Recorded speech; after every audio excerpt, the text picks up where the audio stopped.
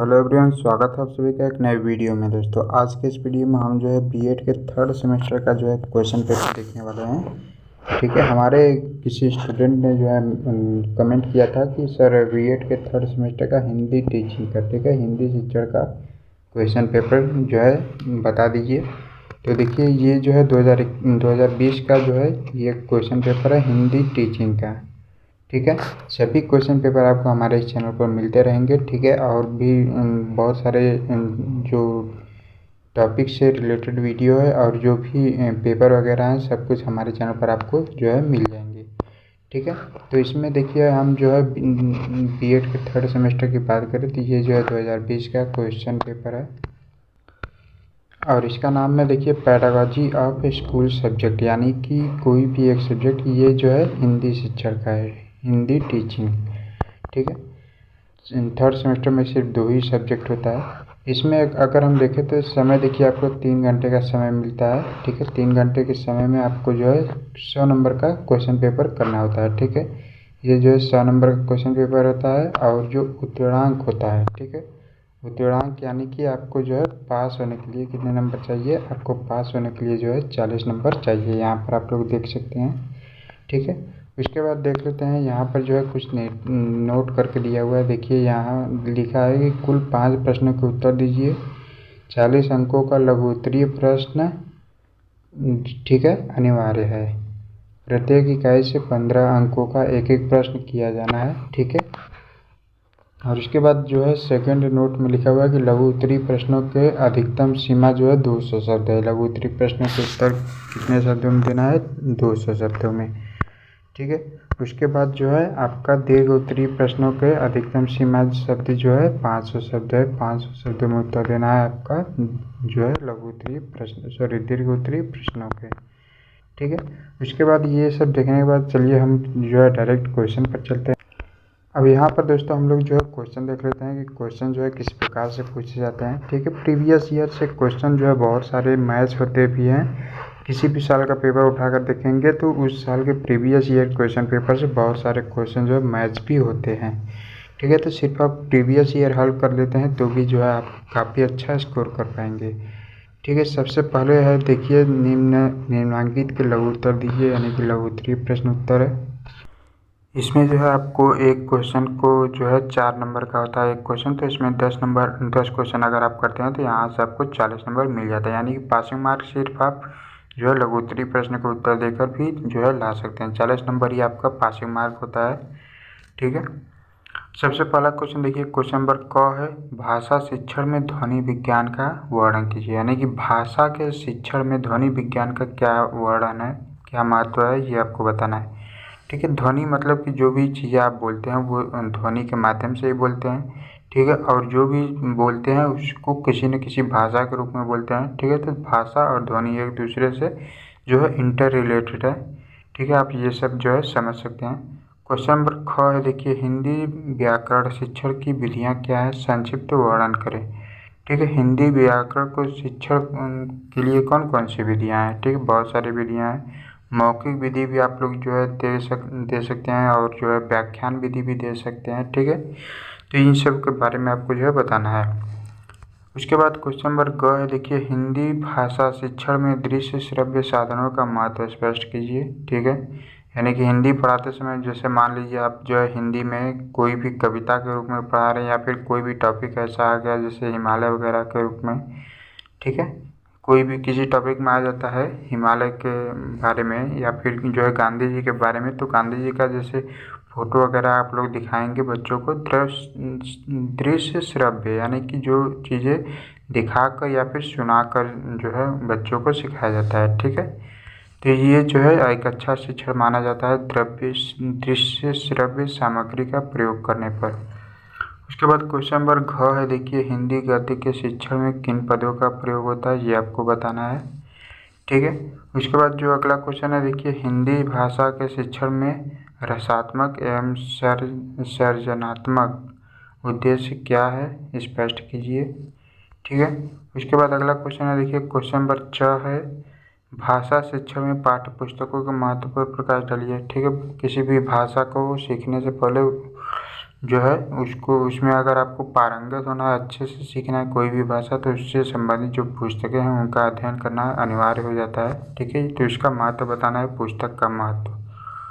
उसके बाद अगला क्वेश्चन है, देखिए हिंदी भाषा शिक्षण में दृश्य श्रव्य साधनों की उपयोगिता पर संक्षिप्त प्रकाश डालें। ठीक है, अभी देखिए जो ऊपर दृश्य श्रव्य साधनों के महत्व के बारे में जो है बताना था, उससे संबंधित ये इसमें भी लिखना है ना।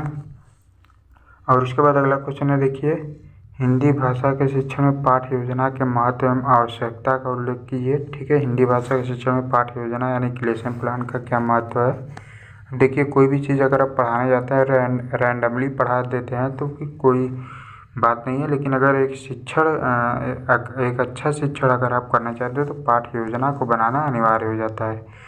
क्योंकि पाठ्य योजना में आप जो है क्रम वाइज सभी चीज़ें लिखे रहते हैं कि हमें संज्ञा के बाद सर्वनाम पढ़ाना है, फिर क्रिया पढ़ाना है।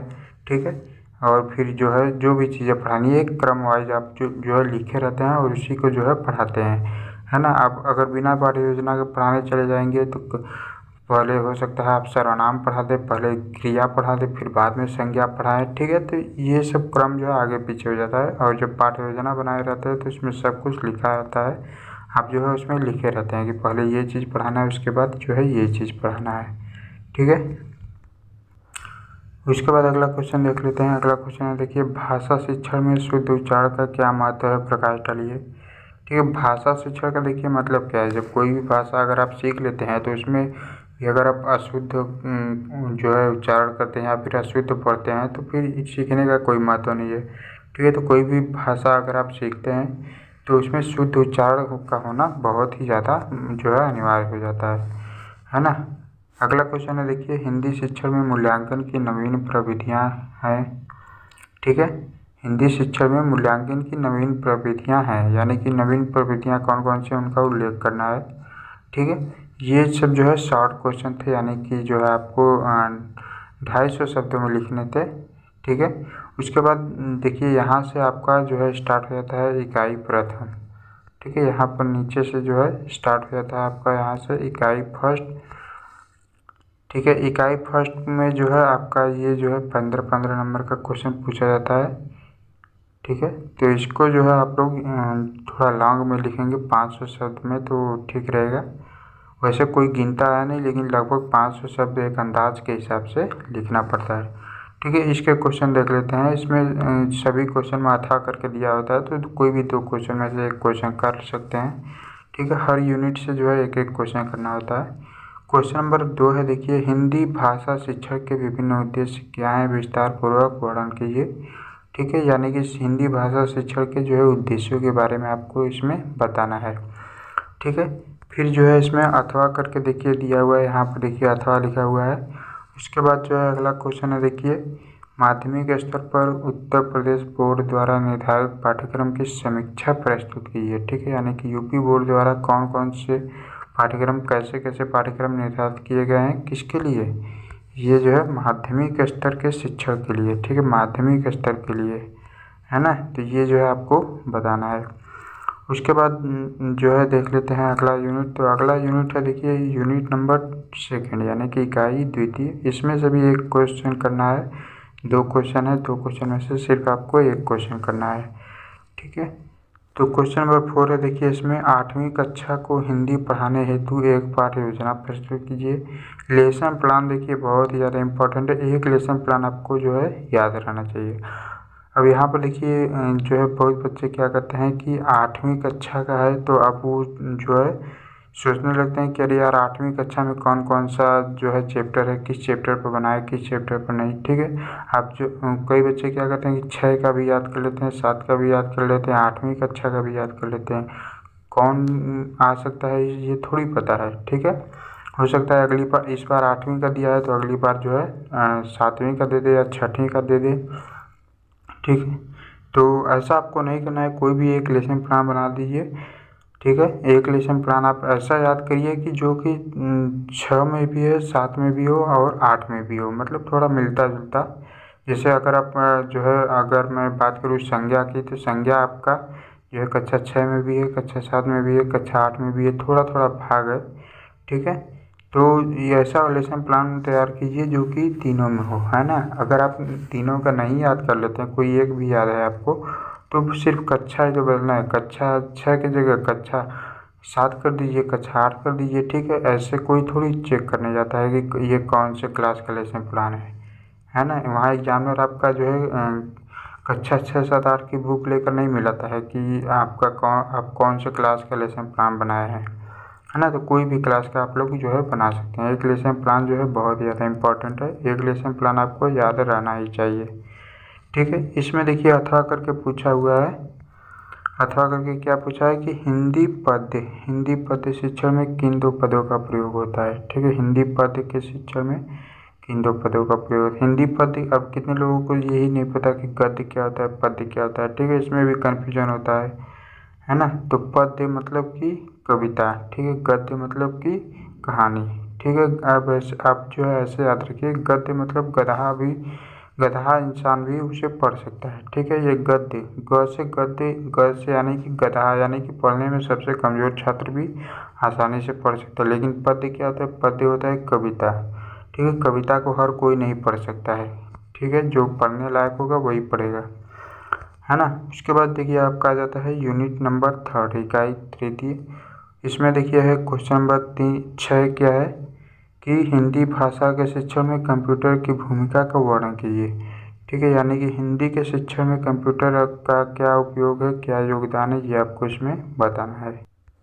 फिर इसके बाद ये जो है आ जाता है आपका अथवा करके दिया हुआ है कि हिंदी भाषा के शिक्षण में वस्तुनिष्ठ प्रश्नों की क्या उपयोगिता है, ये निबंधात्मक प्रश्नों से किस प्रकार अलग होते हैं, ठीक है।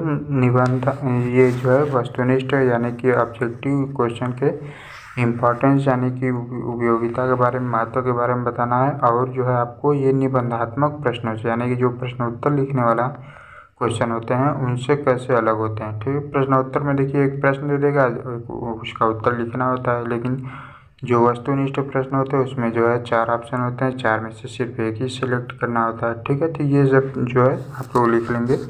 उसके बाद जो है आ जाता है आपका यूनिट 4 यानी कि इकाई 4, ठीक है। इसमें देखिए पहला क्वेश्चन है क्या है, हिंदी भाषा में अशुद्ध उच्चारण के क्या कारण हैं, उन पर प्रकाश डालते हुए निवारण के उपाय बताइए, ठीक है। यानी कि हिंदी भाषा में जो है बच्चा किस प्रकार से अशुद्ध उच्चारण करता है। कुछ शब्द ऐसे होते हैं जिन्हें जो है बच्चा ठीक से नहीं बोल पाता है, तो उन्हें जो है उनकी कमियों को दूर करने के लिए क्या जो है निवारण, मतलब कि क्या उपयोग आप कर सकते हैं, वो आपको इसमें जो है लिखना है। इसमें अथवा करके देखिए दिया हुआ है कि भाषा शिक्षण की अच्छी पाठ्यपुस्तकों की उपयोगिता का विस्तार पूर्वक वर्णन कीजिए, ठीक है। यानी कि भाषा शिक्षण के लिए जो अच्छी पाठ्यपुस्तकें उनकी क्या उपयोगिता है, क्या विशेषताएं हैं, है ना। देखिए कि जितनी भी अच्छी बुक आप पढ़ेंगे उतना ही अच्छा आपको ज्ञान मिलेगा, ठीक है। बहुत सारी बुक्स होती हैं जिसमें मिसप्रिंट होते हैं, ठीक है, गलत चीज़ें लिखी होती है, तो गलत पढ़ेंगे तो गलत आप याद करेंगे, ठीक है। मान लीजिए आप तो पढ़ लेंगे लेकिन गलत अगर कोई भी बालक पढ़ेगा तो वो गलत उसको याद कर लेगा, रट लेगा और आगे जीवन में जो है उसको प्रॉब्लम होगी, ठीक है। तो अच्छे पाठ्य पुस्तकों की क्या विशेषताएं होती हैं, उनमें अशुद्धियाँ कम से कम होती हैं, ठीक है। उनमें जो है विस्तार पूर्वक जो है किसी भी चीज़ को समझाया गया होता है, ये सब जो है उनकी विशेषताएं हैं, ठीक है। तो इस प्रकार से ये जो है आपका क्वेश्चन पेपर है जो है 2020 का, ठीक है, बीएड का 3rd सेमेस्टर का, है ना। सभी क्वेश्चन पेपर आपको हमारे चैनल पर मिल जाएंगे, 2021 का भी मिल जाएगा, 2016 से लेकर जितने भी क्वेश्चन पेपर है सभी। और कोई भी टॉपिक में अगर आपको डाउट हो, कोई भी टॉपिक नहीं समझ में आ रहा हो, तो आप हमें कमेंट कर सकते हैं, हम आपको वो टॉपिक समझा देंगे, ठीक है। बाकी आप लोग अपनी पढ़ाई कीजिए, है ना। जनवरी में हो सकता है आपका एग्ज़ाम हो, ठीक है। चलिए मिलते हैं नेक्स्ट वीडियो में। और किसी भी टॉपिक वीडियो चाहिएगा तो आप हमें कमेंट करके ज़रूर बताइएगा। और वीडियो अगर पसंद आया तो लाइक ज़रूर कीजिएगा और अपने दोस्तों के साथ भी शेयर कर दीजिएगा ताकि उन्हें भी ऐसे ऐसे क्वेश्चन पेपर जो है